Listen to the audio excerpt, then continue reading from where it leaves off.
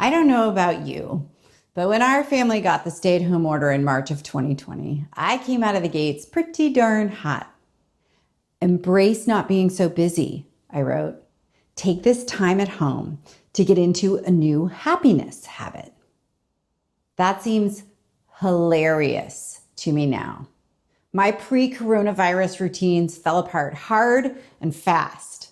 Some days I would realize at dinner time that not only had I not showered or gotten dressed that day, but I hadn't even brushed my teeth. Even though I've coached people for a very long time in an effective science-based method of habit formation, I struggled. Truth be told, for the first few months of the pandemic, I more or less refused to follow my own best advice. This is because I love to set ambitious goals. Getting into a good little habit is just so much less exciting to me than embracing a big, juicy, audacious goal. Take exercise, for example. When the coronavirus hit, I optimistically embraced the idea that I could get back into running outside. I picked a half marathon to train for and spent a week or so meticulously devising a very detailed training plan. But then I actually only stuck to my ambitious training schedule for a few weeks.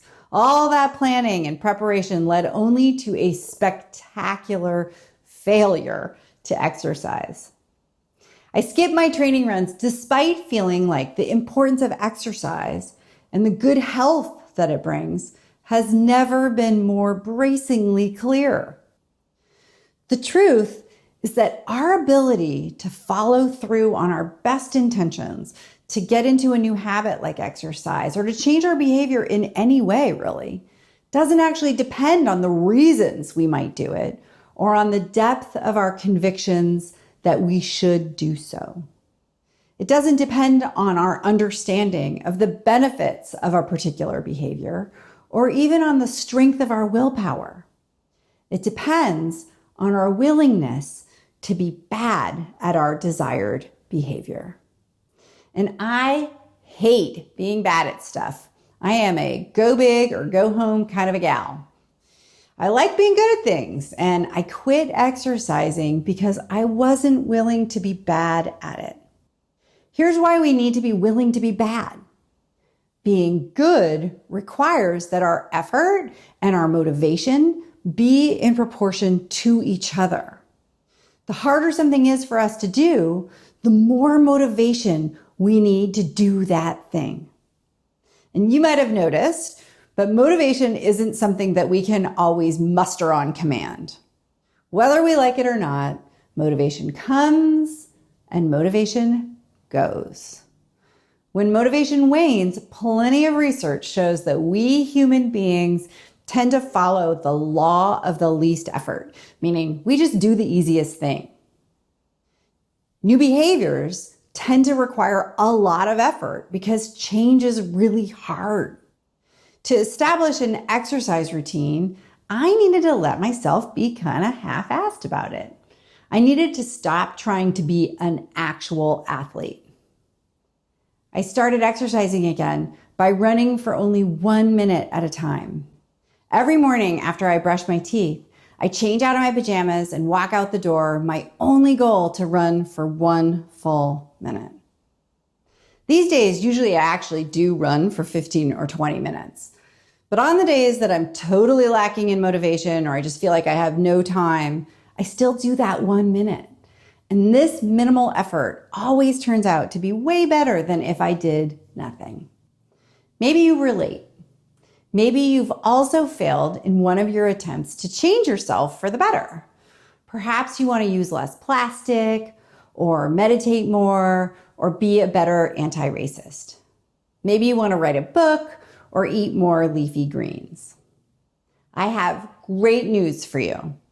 You can do and be those things starting right now. The only requirement is that you stop trying to be so good. You'll need to abandon your grand plans, at least temporarily. You'll need to consider doing something so minuscule that it would be better than not doing anything at all. So right now, ask yourself, how can you strip that thing that you have been meaning to do into something so easy you could do it every day with barely a thought? It might be eating one piece of lettuce on your sandwich at lunch or going for a 1-minute walk outside. Don't worry, you'll get to do more. This better than nothing behavior is not your ultimate goal. But for now, what could you do that is ridiculously easy that you can do even when nothing is going as planned? Even though you ultimately might want to do more and be more, remember that we humans are often too tired and too stressed and too distracted to do the things that we really do intend to do and to be the people that we most intend to be. On those days, our wildly ambitious behaviors really are better than nothing. A 1-minute meditation is relaxing and restful.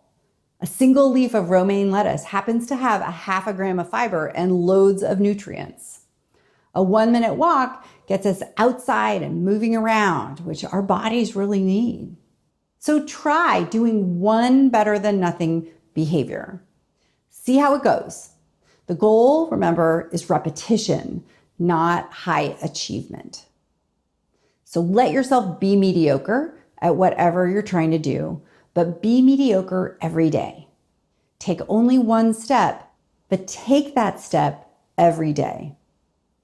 If your better than nothing habit doesn't actually seem better than doing nothing, consider that you're getting started at something and that initiating a behavior is often the hardest part. By getting started, we're establishing the neural pathway in our brain for a new habit, which makes it much more likely that we'll succeed with something more ambitious down the line. Why is this? Well, it's because once we hardwire a habit into our brains, we can do it without thinking, and therefore without needing much willpower or effort. A better than nothing habit turns out to be incredibly easy to repeat again and again until it's on autopilot. This is because we can do it even if we aren't motivated, even if we're tired, even if we have no time whatsoever. And once we start acting on autopilot, that's the golden moment that our habit can begin to expand organically. After only a few days of running for just 1 minute, I started feeling a real desire to keep on running.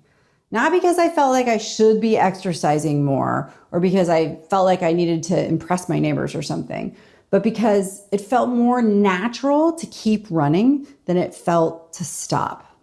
Now, I, of all people, know that it can be incredibly tempting, especially for the overachievers among us, you know who you are, to encourage ourselves to do more than our designated better than nothing habit.